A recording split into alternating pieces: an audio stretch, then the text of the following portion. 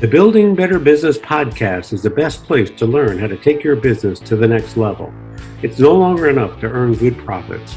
You need to develop a network of connections as well as use all types of marketing to your advantage that will put you over the edge. Hosted by me, Steve Eschbach, a financial executive with decades of experience in dealing with businesses and business people, we'll learn how this all comes together. Join me and my expert guests as we delve into the many facets of owning the business and how to become a good, caring business owner. Listen how making a difference in your community can attract all sorts of clientele, which in turn will build you a better business. Greetings of the day, my fellow listeners, and welcome to another edition of Building Better Businesses. I am your host, Steve Eschbach. I've been doing this for about a year now, and I've had so many guests, and we're going to have another one that's going to talk about a topic that'll be near and dear to everyone's heart, how to increase sales, but we'll get into that in a moment. I am currently the owner of Transworld Business Advisors. I have a branch office here in Naperville, Illinois, one of about 6 of us in the Chicagoland area. We are the largest and fastest growing business brokerage in the world. I'm one of about 220 of them throughout the world. We're located here in the U.S. and 15 other countries worldwide. Pretty much, we assist business owners confidentially sell their businesses and match them with qualified buyers. We also do franchise sales for those who are executives in transition or anybody else looking to buy a franchise. And for those business owners that want to expand via the franchise model, we also do franchise development. We can assist you from anything from marketing through the documentation needed to getting you up and running and get those franchisees on board to help you expand your business. But today we're going to talk about increasing sales, and I'm delighted to have my guest today, Karl Maier from Houston, Texas. He is the CEO and founder of he calls it a mental framework, and I don't mean that in derogatory at all, but it's called the Abunden Framework. So, Karl, welcome, and thanks for joining us today, and tell us a little bit about Abunden and the framework we're going to be talking about later. Right. Thank you for having me. I'm excited to be here. Abunden is the company, and the Abunden Framework is the model for growing companies. So had experience both managing companies, founding companies, as well as advising companies that got to a certain point and were trying to grow to the next level. And so that's where the Abunden Framework comes in. And we're going to be talking a little bit more about that. But as I do with most of my guests, I like to rewind the videotape, and I like to take it back far. And we're going to start with your childhood. So where were you born and raised? And tell me a little bit about your parental and family influence on who you are today and how you got to your successes with Abunden. Great. Well, I grew up in Cincinnati. Cincinnati, Ohio is a very German town, and my family was predominantly German.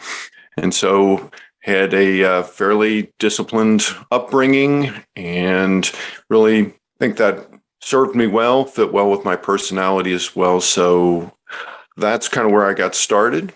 I did have a particular thing happen when I was 10 years old. So when I was 10 years old, one day my parents came and asked my sister and I if we wanted to go to Disney World, which was fairly new at the time. Of course, we were thrilled. Can't wait to go. When do we leave? And the day came and we're driving to the airport. So I'm the inquisitive kid, and I say, well, what airline are we flying down to Florida to go to Disney World? And it turns out we're flying on a private jet, and it's just very out of character for us. We were not extremely wealthy people. And so I was asking more and more questions. Turned out there was a gentleman my grandfather had helped many years before who was kind of repaying the favor. He'd become extremely successful and had 3 private jets in his fleet. And so my cousins and aunts and uncles and grandparents were all going down. And so at some point I asked my parents, well, wait, if my grandfather lent this gentleman the money, why don't we have the jets? And of course, at that point, they told me to go play with my cousins and leave them alone. We're on vacation. And at this point, though, I was really intrigued. This is fascinating to me. And so didn't take too long. I was reading the Wall Street Journal every day, eventually went on to study economics and get my MBA and so on and so forth. Oh, that's a fascinating story. So what was the outcome of the private jet story? Did anyone ever tell you about that? So, I mean, it was the gentleman he had started a retail store with the loan from my grandfather and grew that into a chain of stores. And from there, he went into finance and, started buying other businesses and eventually became one of the 500 wealthiest men in the United States. So it's quite a fascinating story. So I get a sense that that's kind of where your development came from, is that experience that you had with your family and they got you going. How about your formative years? What were you studying when you were, let's say, in the grammar school, high school, college age? Was it in sales and marketing and doubling growth, or was it something else? Well, it really wasn't about sales per se. My father was a salesperson his whole life. Excellent, very, very good salesperson. Certainly watched him, had an opportunity to work with him for a number of years. So learned a lot from him, but was also trying to figure out why, a lot of companies have good salespeople, but not all of them grow. And I've even seen, some companies with very good salespeople get stuck. In fact, my father's company at one point got stuck. It grew to a certain point and it didn't grow any further. And so that really kind of has become the part that's fascinated me most. I've spent the better part of my career kind of looking at that problem and trying to solve that problem. Sounds good. You did have a couple of stops in the corporate executive role too. You were CFO for Mosquito Zone, and I think you did some advisory work with an accounting firm as well. How did those experiences help you to where you are today? The role with Mosquito Zone was very enlightening on a couple of levels. I came into the company right as a new CEO had taken over the company. It was a family-owned company, so a different person had come in within the family, and he convinced me, based on his background growing other companies, to join him. And we took the company in 4 years and grew sales 7x. So, wasn't a huge company, but, it was a 7-figure company, and then we grew it 7x. Then he got sick and never came back into work, eventually passed away. Another family member stepped in. So we've got the same employees, same customers, same pretty much everything, but we have a different leader. And the company actually went down faster than it went up and pretty much returned to where it started. So that was a really, enlightening journey, both on the road up, and I didn't see the whole road down, but I saw the initial decline. So that was very, very enlightening for me. Some of the other stops, I was early in my career, was with Big Bank, eventually became part of Chase and saw the big corporate world. And then, as you mentioned, seen a couple other companies. So a lot of different perspectives, try and learn from each one and, bring it all together. So I'm going to go back to one of the concepts here, is how to take your company's sales from, as you characterize it, stuck to 2 times in 2 years. So you have a fantastic background and you've had a number of corporate and entrepreneurial stops. So if there's, let's say, 2 or 3 things that you have seen over the years that seem to be common elements of why a company can't go and scale up as you've seen it, what would those 2 or 3 things be? What are some of the common, I don't want to call them errors or mistakes, I would say, what would be the common learning experiences that you can comment about? Right. So let me paint a little picture. Typically, the people that start companies are either salespeople or product people, maybe some combination of both. They really know their market, they know their product, they know how to reach customers, and they grow. They add people. Initially, it's maybe a handful of people, and the owner, by necessity and best practice, is involved with everything. They've got the vision, they know they have the skills, and they're directing things. That's fantastic. All of a sudden, now they've got 10, 15, 20, 25 people. And at this point, that same thing that's made them so successful, having their hands in all the pieces of what's going on, is now limiting their growth. And so the ability to transform your company from a the owner touches everything type of situation and transform it into the owner's delegating everything and building a team, a management team and a bigger team so that everything gets done through other people. That transition is the one that I've seen over and over.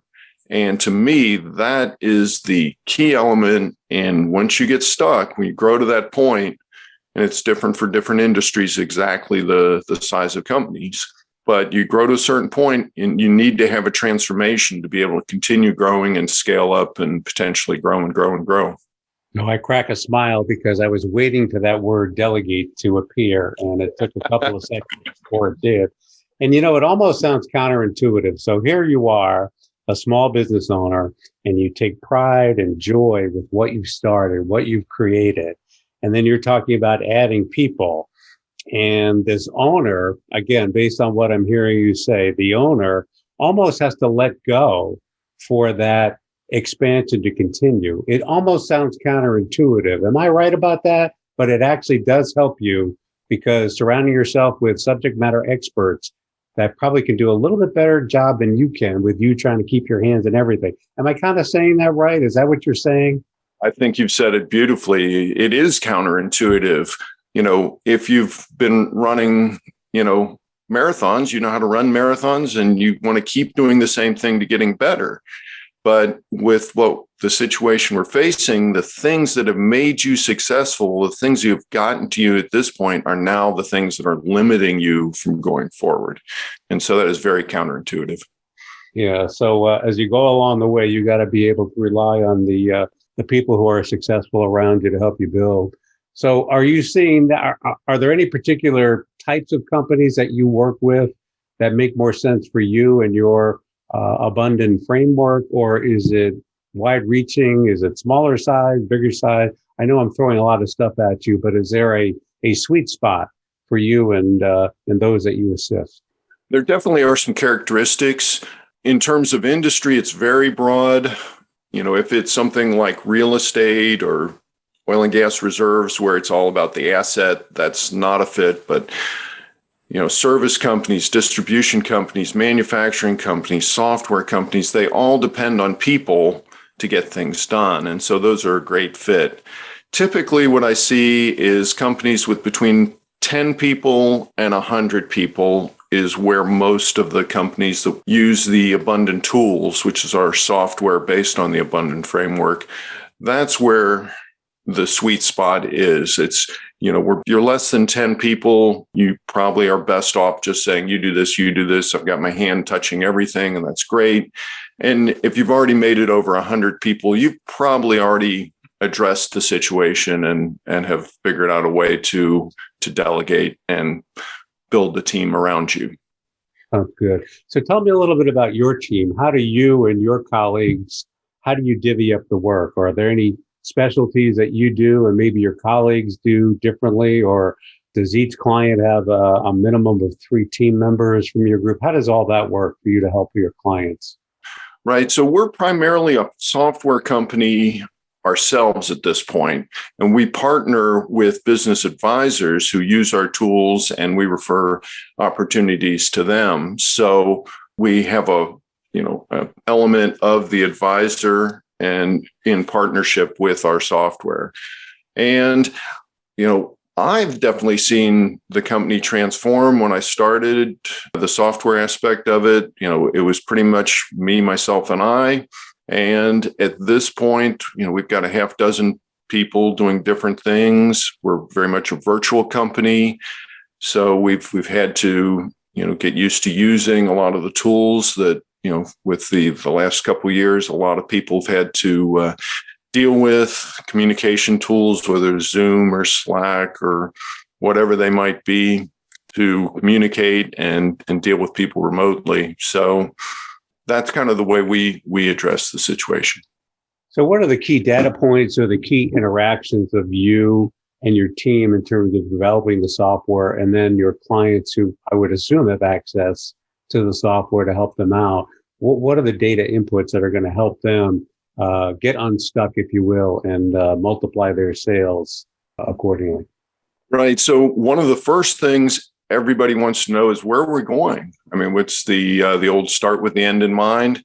So having a brief plan, I like to call it a one-page business plan. I know that's that term's used by a number of different groups, but putting it all on one page, a quick summary so I can easily communicate where we're going. To me, that's really important for any people organization. I don't think that's revolutionary. So we start with that. The next thing is, how do we organize the people we've got? Where do I fit in? Where do I fit in is a really important thing for everybody to know, to feel comfortable, feel like they're part of the team. And so we've got org charts. We've got some very flexible, powerful, and easy to use drag and drop org charts that allow you to take different views of the organization and easily, communicate that. It's all this is available on the web. And from there, we go to management meetings. We go to more details on delegating and supervisory skills, as well as tracking processes and a learning management system to help educate people and train your staff. So those are some of the things that we're doing in terms of helping companies. These are all tools that companies have been using for many, many decades, but it's putting them all together. They interact and make it easier. So there's how people use these tools.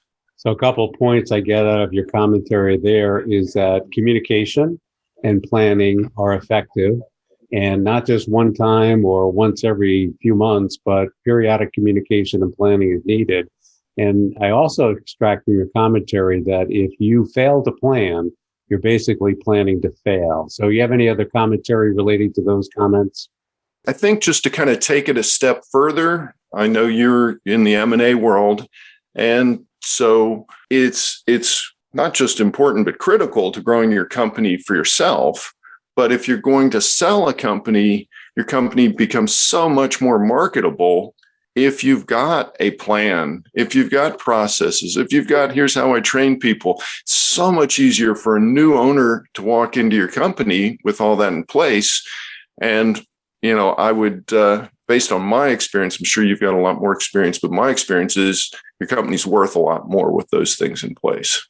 Yeah, there's nothing better than having current financials, a current operating plan, current marketing plan, everything if it's current. Unfortunately, there are many times I run into business owners who get a little exhausted, a little burnt out, and they put the brakes on that. And my advice to them is to always keep on going so you can maximize your value. Are there any other pieces of advice that you give clients? I mean, is there something that is just like paramount, 1, 2, and 3, automatic from the starting gate that you need to relay on to your clients? One of the things that I've found most critical to success in so many endeavors, but certainly in running a business, is listening. And we all listen. And the thing that I found is that we've been trained in school to listen to respond. If you know the answer, hold up your hand, tell me the answer. That's listening to respond. And that's great, but there's another level, which is just listening to understand. And when you can really do that with your employees and your customers, you'll gather so much more information. People will tell you things that they wouldn't have otherwise told you. And that's so powerful. So if you can work on that skill, if there's one skill I was going to tell someone to work on, that would be it. That's critically essential in the success of businesses and getting maximum value for your business is basically, you and I both have clients we are catering to. And if we're not listening to what it is that's on their mind and their objectives, we're not going to be able to help them accordingly. And while I want every client of mine to sell their business, so of course I can make a fee on selling the business, some of them are not ready to do so. And I would be doing them a disservice by not telling them that, hey, you have to do A, B, and C before you're ready to sell. And you're the person that could do that because, my goodness, to take a company from stuck to doubling sales in a couple of years, I mean, that's an excellent framework. You talk about keeping things short and sweet to one page, and there's nothing more essential than being able to boil down, which could be a 300-page business plan, down to the key elements of page on the first page is essential. You basically have to keep it simple, right? Is that what you're saying too? Yeah. What's that old, keep it simple saying? Yeah. Yeah, I know. You and I have run into KISS quite a few times, and again, another thing, it sounds counterintuitive, but the more succinct you can do it, the better it is to understand, and the better it is for you to be able to take those concepts going forward. Well, Right. unfortunately, Karl, we're running out of time here. Is there anything our Q's and A's didn't cover that you want our audience to know about? Yeah, I think we've had a great conversation. I'm pretty pleased with the topics we've covered. I'm sure there's a whole lot more you and I have a lot of fun talking about. But for now, I think we've had a great discussion. Absolutely. Is there anything you do that's not business related that keeps your balance together? Do you like go play golf, or does that add to your misery like me? Yeah, I caddied as a kid, so I know enough about golf to know that I'm not very good at it, and I just don't practice enough. But I do enjoy a good walk, and I usually take my dog to do that every day. So that's one of my fun things to do. Yeah, that sounds good. Well, you need that balance every so often. You need to kind of disconnect, but reconnect with some more energy as you go forward. Well, Karl, it's been great. I appreciate you sharing your insight. Where can our audience go to find out more information about you, your business, and anything else relevant to what we talked about? Right. Well, abunden.com is our website, so you can get a lot of information there. If you'd like to get an assessment of where your business is, we've got a free assessment at quiz.abunden.com. And of course, you can find us on LinkedIn, Facebook, all the social media. So look for us there, and appreciate the opportunity. Thanks so much, Karl. I appreciate your insights. And thank you, audience, again, for listening, for better ways to enhance the value of your business. And thanks for joining us. Many more episodes in the past, many more coming. So stay tuned. And thank you for your listening time today. Thanks so much.